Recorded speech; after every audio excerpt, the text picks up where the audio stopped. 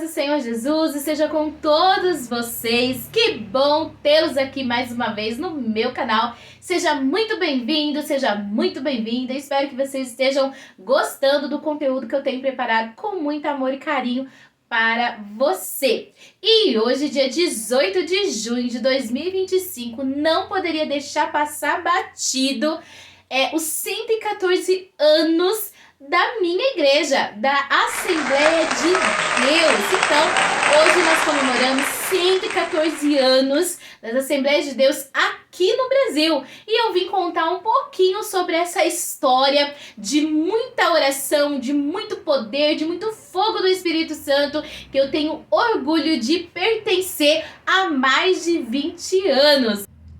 Vem comigo conhecer um pouquinho dessa história. 114 anos de avivamento, a história das Assembleias de Deus no Brasil.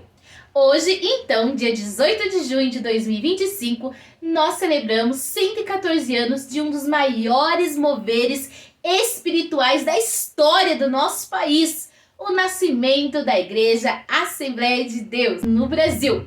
Uma história que começou com lágrimas, oração, perseguição, mas acima de tudo com a presença poderosa do Espírito Santo.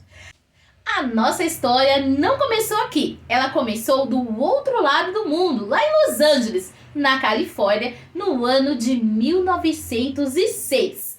Durante o famoso avivamento da Rua Azusa. Você já ouviu falar? Foi liderado por um homem simples, mas cheio do Espírito Santo, o pastor William Seymour. Naquele galpão simples, com piso de chão batido e banco de madeira, o Espírito Santo foi derramado de uma forma extraordinária. Homens e mulheres, jovens e crianças começaram a ser batizados no Espírito Santo e falavam em outras línguas, recebendo dons espirituais. Ali nasceu o pentecostalismo moderno. Entre os impactados por este mover estavam dois jovens suecos, Gunnar Wingren e Daniel Berg. Ambos foram cheios do Espírito Santo e sentiram um forte chamado missionário. Gunnar Wingren, então pastor batista, começou a buscar a direção de Deus. E foi numa madrugada de oração que ele teve um sonho onde Deus lhe mostrava um lugar até então desconhecido por eles, Pará. Sem saber o que aquele nome significava, Gunnar foi pesquisar no mapa e ali viu Belém do Pará, no norte do Brasil. Junto com seu amigo Daniel Berg, decidiram obedecer ao chamado de Deus. Sem promessas de sustento, sem contatos, apenas com a Bíblia nas mãos, a fé no coração e a convicção de que Deus os estava enviando. Eles embarcaram em 5 de novembro de 1910 em Nova York. No dia 19 de novembro, eles pisaram pela primeira vez em solo brasileiro.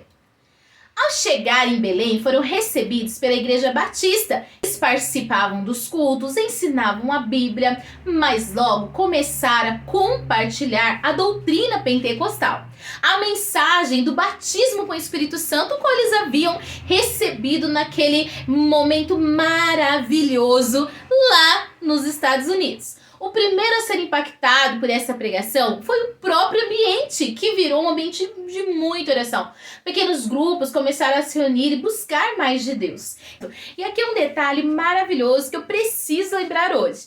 A irmã Celina Albuquerque, mulher de oração, começou a ouvir atentamente as mensagens que os missionários traziam sobre o Espírito Santo. E ela ouviu, meditou, mas antes de aceitar, ela se retirou e foi orar. E na sua oração, ela disse algo que até hoje ecoa como um testemunho de fé.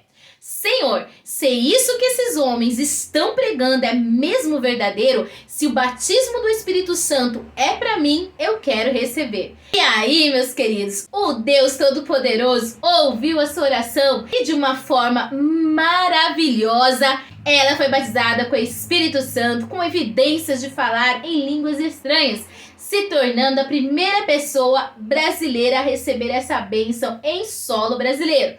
A partir desse dia, um novo tempo começou.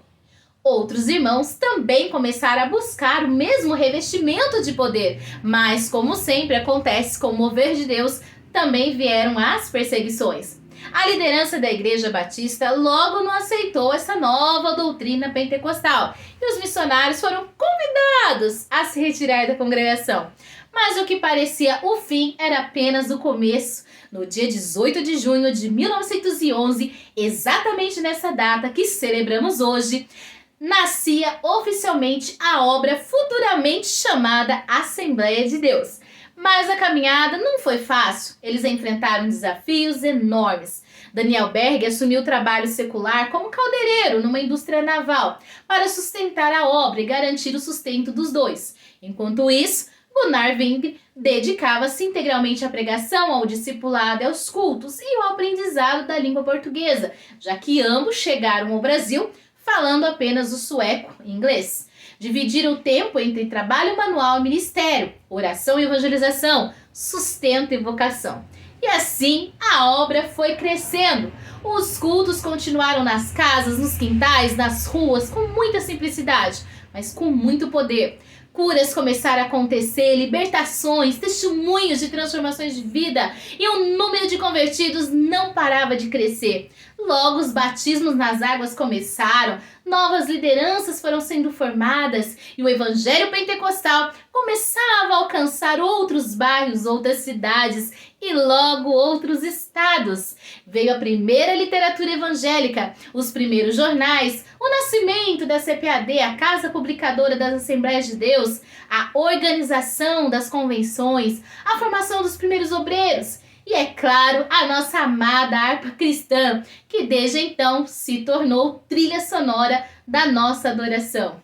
Hoje, 114 anos depois, somos milhões de crentes assembleanos espalhados por todo o Brasil e em mais de 180 nações. Estamos nas capitais, nos interiores, nas comunidades, ribeirinhas, nos sertões, nas grandes metrópoles, com uma só mensagem: Jesus salva, cura, batiza com o Espírito Santo e breve ele voltará. Ao lembrarmos dessa trajetória, dos sacrifícios, das orações, das perseguições e de tantos milagres, só podemos dizer: até que nos ajudou o Senhor. E que a chama do Pentecostes continue queimando em nossos corações, que o legado de fé deixado por Gunnar Wing, Daniel Berg, Celina Buquerque e tantos outros pioneiros seja honrado por nós e que nunca nos esquecemos que as Assembleias de Deus nasceu debaixo do joelho, oração e fogo do Espírito Santo. Parabéns, Assembleias de Deus, 114 anos de avivamento e ainda o melhor está por vir. Deus abençoe a sua vida. Deixa aqui nos comentários que você tem algo a acrescentar aqui nesse pequeno documentário. E se você já é das antigas, deixa aqui o seu testemunho de evangelização, de cura, de poder. Eu vou gostar muito de saber. E é isso, meus queridos. Eu vou ficando por aqui, o vídeo vai ficando por aqui, mas com o Espírito Santo, este sim, o mesmo que revelou em sonho que eram para esses missionários virem aqui para o Brasil. E hoje nós vemos a imensidão do poder, da graça e deste movimento. E que esse mesmo Espírito Santo possa falar com você e ao seu coração a graça e a paz.